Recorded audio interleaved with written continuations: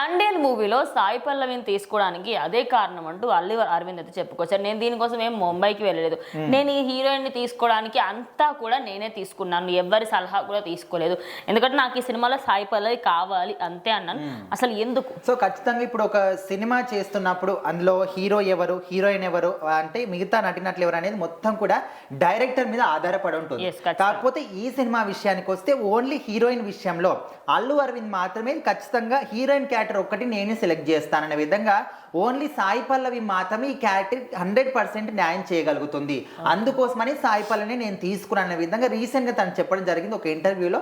అదే విధంగా చాలా మంది కూడా ఇప్పుడు ప్రజెంట్ ఏదైనా సినిమా వచ్చిందంటే అది బాలీవుడ్ నుంచి కానీ లేకపోతే కోలీవుడ్ నుంచి కానీ లేకపోతే ముంబై నుంచి కానీ తీసుకొస్తున్నారు. సో ఆ విధంగా నేను ఈ సినిమా కోసం హీరోయిన్ ని సెలెక్ట్ చేయడానికి ఏ ముంబైకి వెళ్ళలేదు, ఏ ముంబై అమ్మాయిని కూడా తీసుకురాలేదు, మనకు సంబంధించి సాయి పల్లవిని మాత్రమే తీసుకోవాలని నేను ఫస్ట్ నుంచే అనుకుంటున్నాను. ఎందుకంటే ఎప్పుడైతే ఈ యొక్క రియల్ స్టోరీ కథను విన్నానో, ఇప్పుడు నార్మల్గా ఒక డైరెక్టర్ కథను రాసుకున్నాడు అంటే దాంట్లో ఎవరో ఒక క్యారెక్టర్ని ఎవరో ఒక హీరోయిన్ పెట్టి చేయొచ్చు, కానీ ఇక్కడ రియల్గా జరిగిన స్టోరీ, ఒక రియల్ స్టోరీని ఆధారంగా తీసుకొని సినిమాని తెరకెక్కిస్తున్నాం కాబట్టి ఖచ్చితంగా ప్రతి ఒక్కరు సినిమా చూసిన వాళ్ళకు అరే ఇది నిజంగా జరిగిందని వాళ్ళు ఫీల్ అవ్వగలగాలి. సో అలాంటి ఫీల్ ఇచ్చే క్యారెక్టర్ ఎవరు చేస్తారు అంటే ఖచ్చితంగా సాయి పల్లవి మాత్రమే.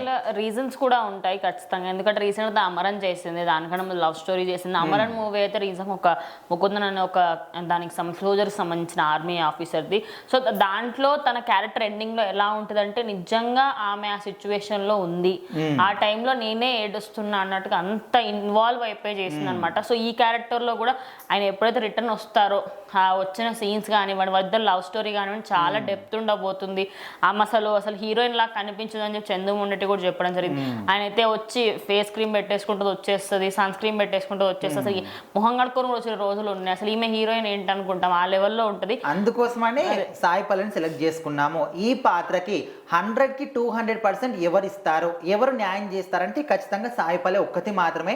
అందుకోసమని ఫస్ట్ అసలు ఈ క్యారెక్టర్ అనుకున్నప్పుడు నా థాట్లో తనే గుర్తుకొచ్చింది, అందుకోసమని డైరెక్టర్ని పక్కన పెట్టేసి హీరోయిన్ క్యారెక్టర్ని మాత్రం నేనే సెలెక్ట్ చేశాను. ఖచ్చితంగా అసలు ఈ క్యారెక్టర్ 1, 2 కాదు, ఎన్నో హావభావాలు ఉంటాయి.